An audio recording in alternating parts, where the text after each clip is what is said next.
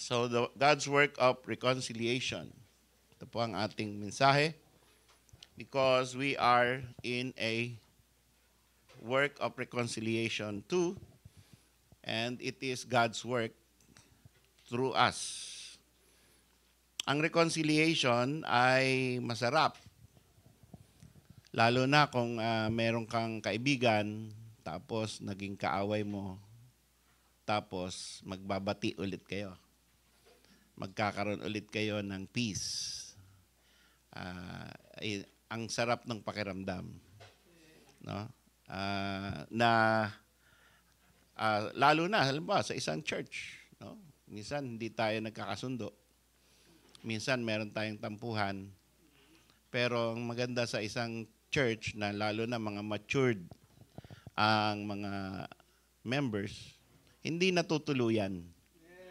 No? Hindi talagang natutuluyan na hindi na umattend at pumunta na sa ibang lugar. Lalo na yung mga iba na natuluyan at napunta pa sa kay Kibuloy at kay Siriano. Sobrang tampo nun, ano? Yung iba napunta lang sa CCF, yung iba napunta sa ibang Baptist church. Mas okay pa yon. No? Lalo na yung may paalam. Yun. That's the proper way. No? Ba, hindi ka na lumago talaga dito. Wala ka na talagang naisip na paraan pa para magkaroon ng growth sa ministry. Maganda pa rin po na we are reconciled before you transfer. No, hindi yung nag-away kayo, pareho kayong Baptist. Lumipat kayo ng galit-galit kayo. Galit kayo doon sa pastor. Tapos pag nakita mo sa SM Molino, hindi mo papansinin. No? Kasi may lamat pa eh. Meron ako nakausap na highly esteemed sa Riyadh. At na-meet ko ulit siya dito sa McDonald's. Sabi ko, Brad, okay na tayo ha. May lamat pa eh. Tagal ng lamat, ano? Sana walang ganun. No? Sana ay mature tayo dahil ang sarap ng reconciliation. Now, the ultimate ng reconciliation is God's work na the work of the Father. Dahil sinabi rito, all things are of God. Na pag sinabing all things are of God, reconciliation is of God, Jesus Christ is of God, and the ministry is of God. Hindi natin dapat aangkinin. Yung mga ibang pastor ay sanay na, no? This is my church. These are my men. Mga men ko yan.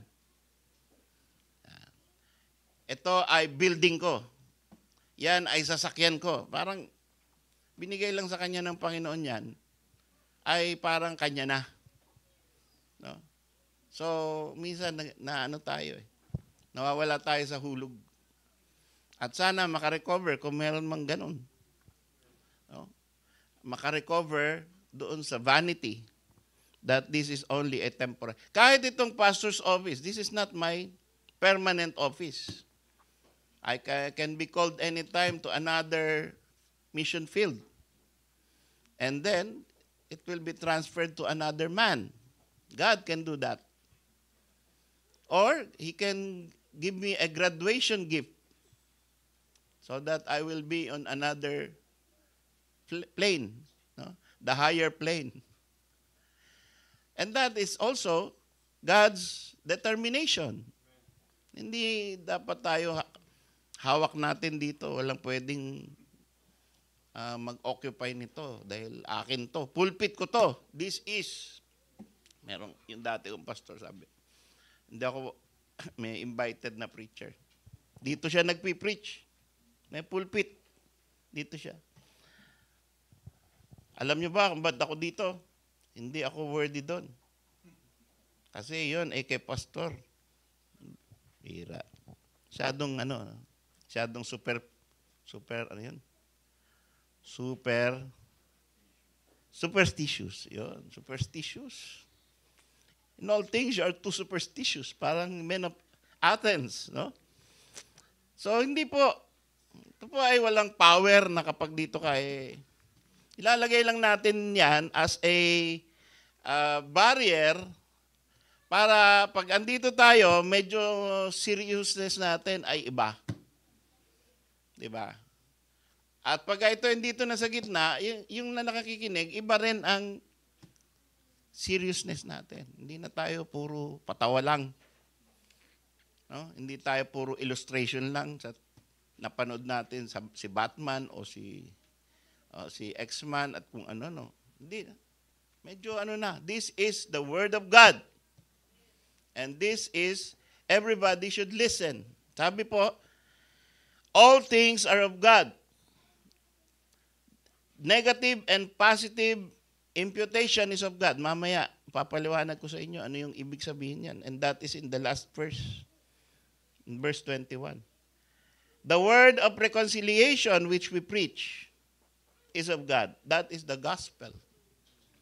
We cannot change the message of reconciliation. It is fixed. And what happened? Display mo nga yung ano.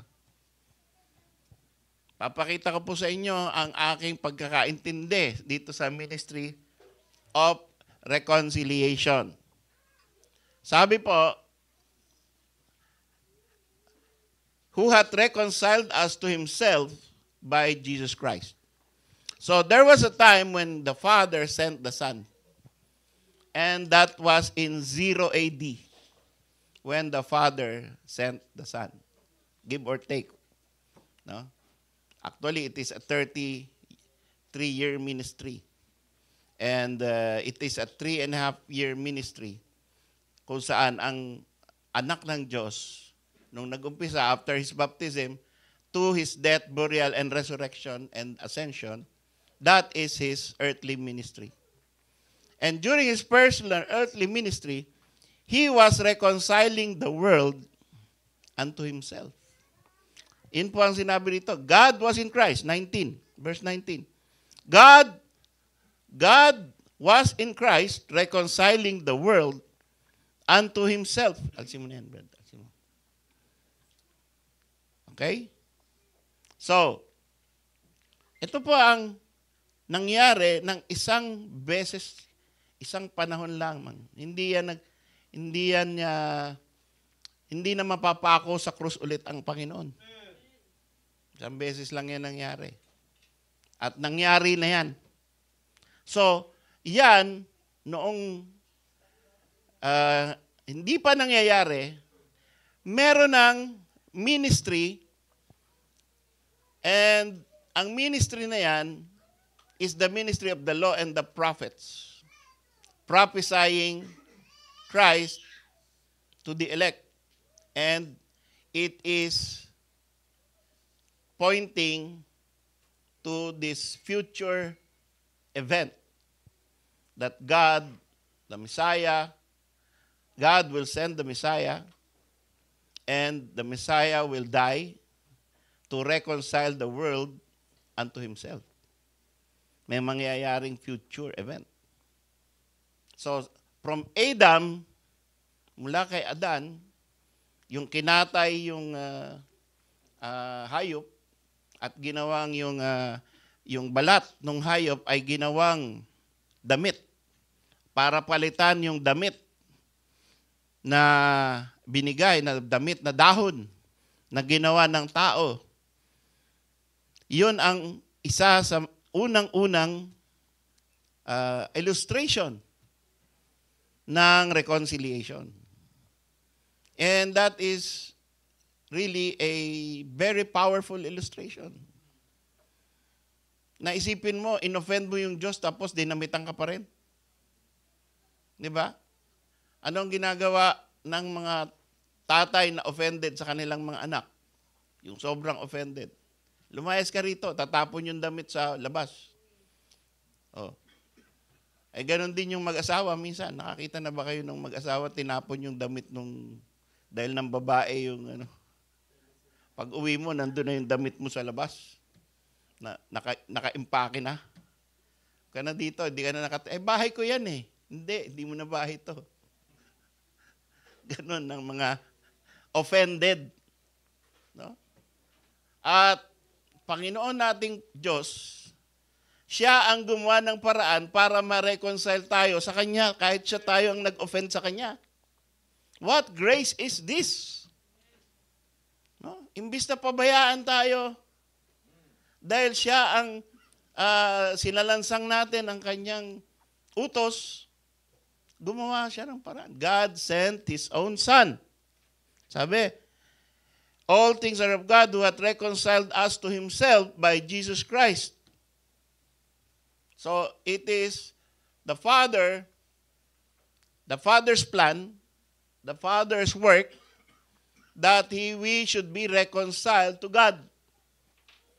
And the Son also made His own determination to have His own work in this covenant of reconciliation by being the sent one. Siya yung sacrifice. Siya yung tumapos ng work of reconciliation.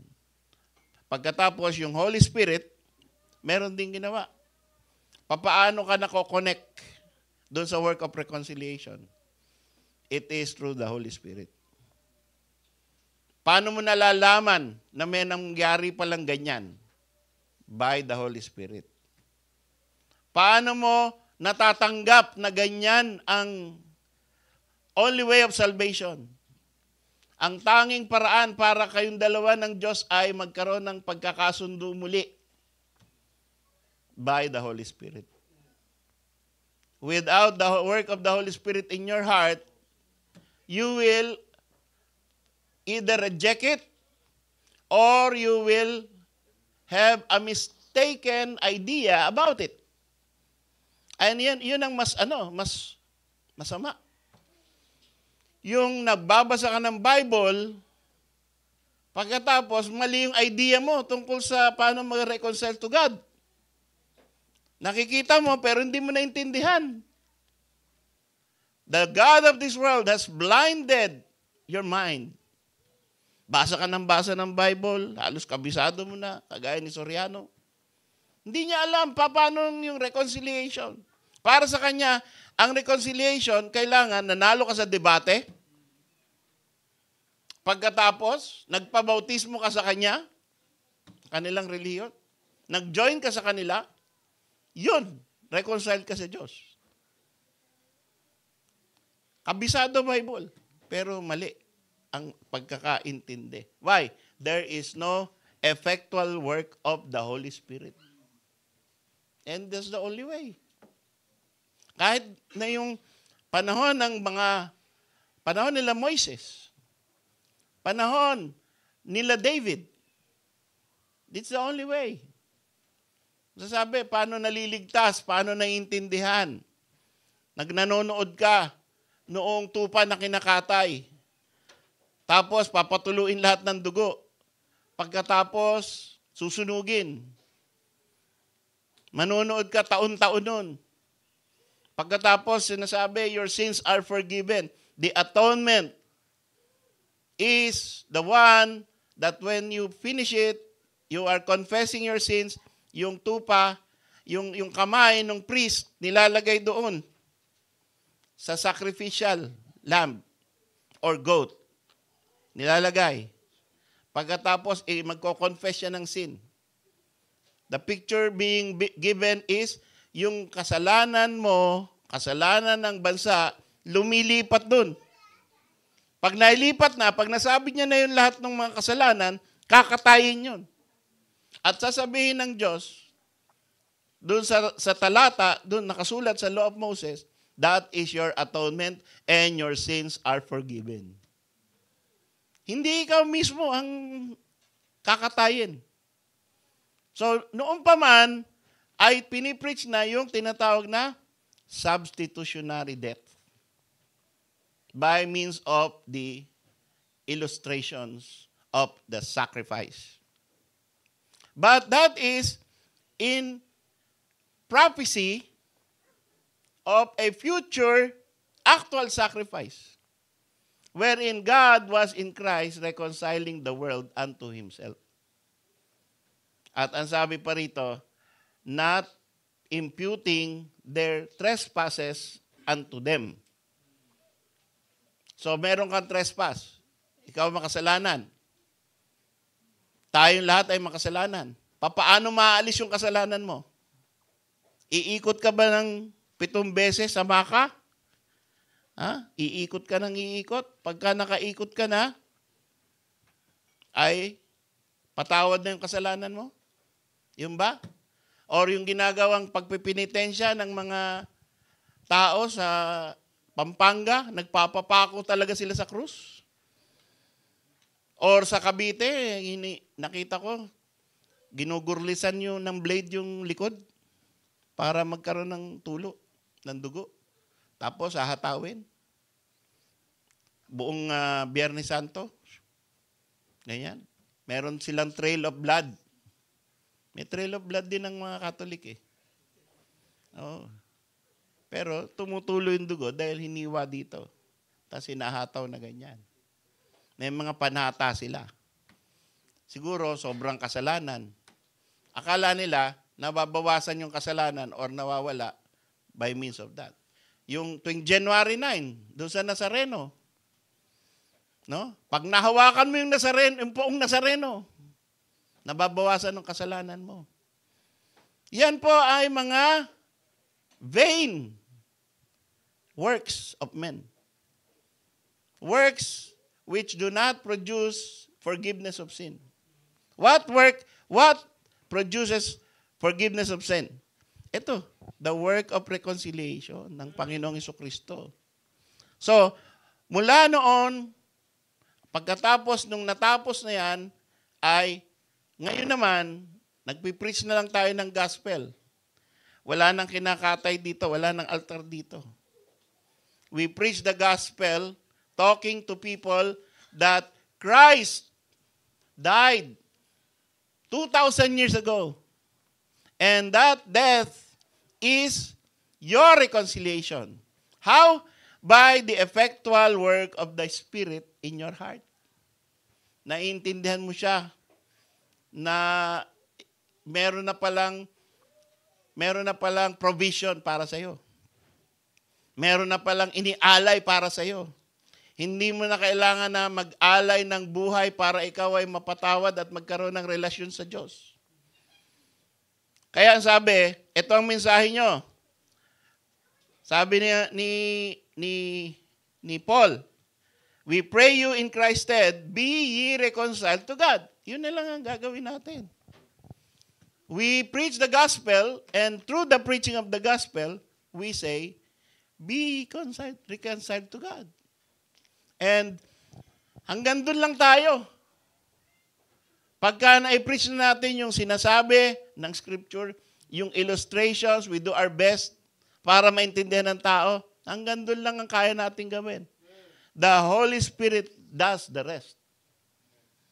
Kung meron man dito na unsaved ngayon or nanonood, pagkatapos hindi nyo pa naintindihan, ilang preaching na napakinggan nyo, hindi mo pa maintindihan, hindi mo pa matanggap na napakasimple lang pala maligtas. Baka ngayon ang panahon na ang Holy Spirit kumilos sa iyo.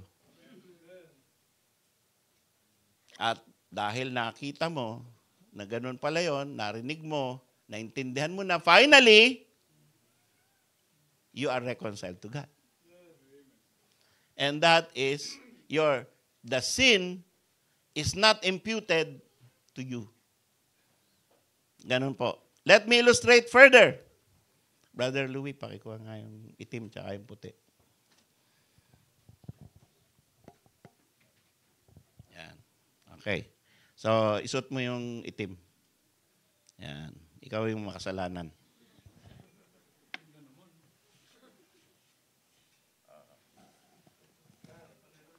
Yan. Balabal mo lang, Brad. Balabal lang. Yan. Wala na sa ulo, Brad. Buntak pa yung ulo mo. Okay. So, let me illustrate. Ang sabi po rito sa verse 21, for He had made Him, the Lord Jesus Christ, to be sin. For us, this represents the whole human race. The sinful elect na walang pag-asa, na kahit anong gawin niyang mabuting gawa, meron pa rin siyang kasalanan na hindi mawawala. Kaya anong ginawang solusyon ng Panginoon para ma-reconcile sa Kanya? He, the Lord Jesus Christ, was made by God to be sin for us who knew no sin. The Lord Jesus Christ was white as snow. And He has no sin. Wala siya kahit isang kasalanan. So, ang nangyari ay exchange. Kinuha ng Panginoon yung kasalanan natin. Pagkatapos, binigay sa makasalanan ang righteousness. Sabi, that we might be made the righteousness of God in Him. So, sa ngayon, na kay Kristo na yung kasalanan, namatay siya para rin sa mga kasalanan natin. Pagkatapos, yung righteousness ni Kristo nilipat sa atin. Kaya tayo ngayon ay katanggap-tanggap na sa kalangitan na banal because of the work, the person and work of Christ. And that is the only way. Wala nang iba. The only way that you enter the kingdom of God. Without that kind of reconciliating work of God, no one can be saved. So, ang tanong na lang, do you accept the work of God of reconciliation? Tanggap mo ba yan? Naintindihan mo na ba yan? Finally, kuha mo na ba? At ngayon, kumilos na ba yung Espiritu sa'yo? At sabi mo, finally, yes, praise God. Si Kristo pala ay ginawang kasalanan para sa kasalanan ko. Kunuha niya pala lahat. Kaya ngayon yung kanyang kabanalan nasa akin na. Kaya tatanggapin na ako ng Ama. Ganun pala yun. Purihin ang Panginoon Diyos. And that, once that has dawned upon you, then you have everlasting life. He that believeth on me hath everlasting life. And yun John 3:16. God so loved the world that He gave His only begotten Son. O, reconciliation din yun eh. God so loved the world. He gave His only begotten Son. That whosoever believeth in Him should not perish. Anong effect? Imbis na you will perish because of your sin, you have everlasting life. It's the same message.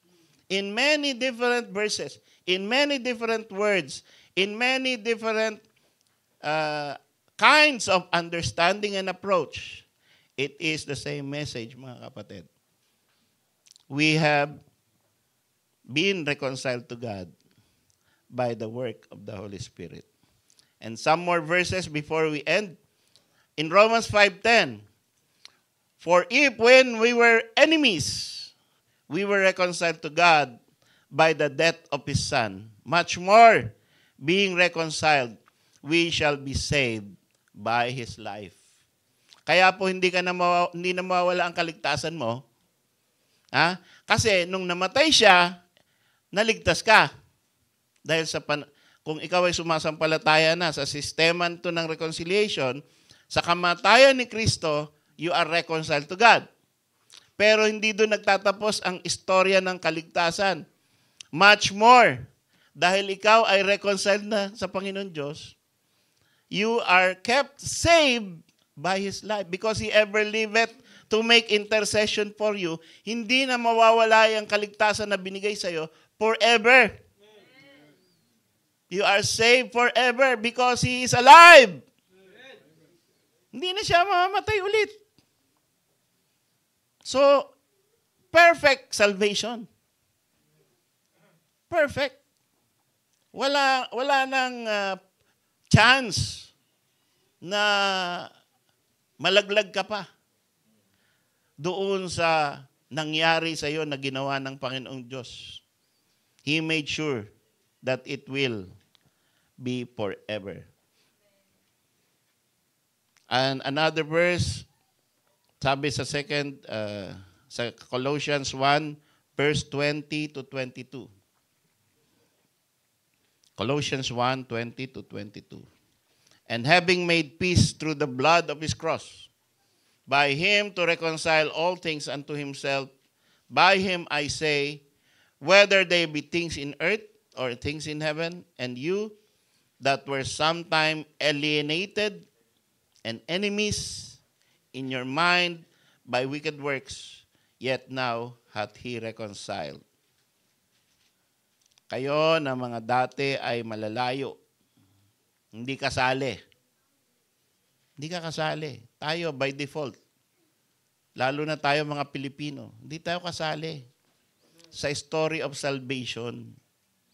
Pero dahil sa ginawa ni Kristo, in verse 22 it says, in the body of his flesh, through death, we can now be presented holy and unblameable and unreprovable in His sight. What a blessing.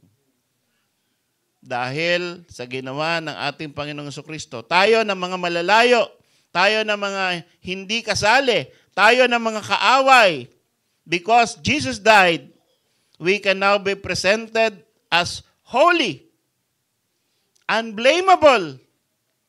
Wala nang pwedeng mag-akusa sa iyo. Ikaw, ang buhay mo, hindi naman blessing ang buhay mo eh. Oh, pero blessing ang buhay ni Kristo eh. Siya yung namatay para sa akin. Inako niya yung kasalanan ko eh. So, wag kang tuturo-turo sa akin. Kasi hindi ako nagligtas sa sarili ko. Si Kristo ang nagligtas sa akin. We can no longer be blamed. And we can no longer be reproved. We are unreprovable in the sight of God because of Christ. So mga kapatid, what a blessing that we have this kind of a reconciliation of God. Diyos ang gumawa niyan, Diyos ang nagplano niyan, Diyos ang nagtapos niyan, at ang Diyos din ang nagbigay ng effect sa puso mo, kaya kaligtas ngayon. What remains? This church has been given the ministry of reconciliation. Kung ikaw ay ligtas, may trabaho ka. Meron kang service na dapat gawain. Hindi ka lang saved, reconciled, tapos okay ka na. Pagkatapos mong ligtas, bigyan ng holiness, at pwede ka nang umakyat without any kind of fear. Pagka ikaw mamatay, diretso ka sa kalangitan, kasama mo ang Ama. Hindi mo na yan dapat kasama sa iyong pag-iisip na baka hindi pa ako ligtas, baka hindi ako makaabot sa langit. Wala na. Jesus Christ took care of that. Pero, hindi doon natatapos ang istorya ng buhay mo. Habang buhay ka, you now have the ministry of reconciliation through this church. May trabaho tayo, mga kapatid. Meron tayong dapat gawain. Kaya tayo ay nag-iimbita. Kaya tayo ay nagpapalaki ng building. Nagpapaganda, nagpapaayos ng pwedeng mag-parking ang mas maraming sasakyan. Naggagawa tayo ng paraan, nagko-contribute tayo. Hindi natin pinapabayaan na yung iba lang ang magkaroon ng sacrifice ng kanilang hanap buhay. Kundi tayo din, lahat tayo. Tulong-tulong.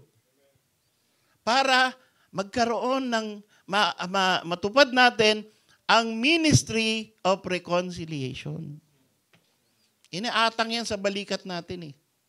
Hindi ito akin lang. Hindi ito sa deacons lang. Hindi ito doon sa matatagal lang. Sa ating lahat yan. So why not join us. Kung ikaw ay hindi pa masyadong committed, hindi mo pa naintindihan,